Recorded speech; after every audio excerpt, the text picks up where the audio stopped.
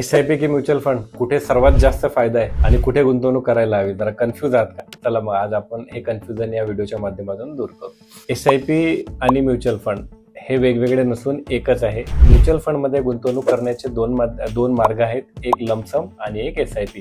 आता SIP एवढी popular झालेली आहे की प्रत्येकाला वाटतं SIP हा इन्व्हेस्टमेंटचा वेगळा मार्ग आहे का? तर नाही, म्युच्युअल फंड मध्ये इन्व्हेस्टमेंट करण्याचे हे जे दोन मार्ग आहेत, एक SIP दर महिन्याला तुमच्याकडे 5,000 रुपये, 10,000 रुपये, 20,000 रुपये जी काही तुमची क्षमता असेल त्याप्रमाणे तुम्ही इन्व्हेस्टमेंट करतात, त्याला SIP म्हटलं जातं. आज तुमच्याकडे लमसम आहे 1 लाख, 2 लाख, 5 लाख जी काही अमाऊंट असेल आणि ती तुम्हाला इन्व्हेस्टमेंट करायची असेल तर त्याला लमसम म्हटलं जातं.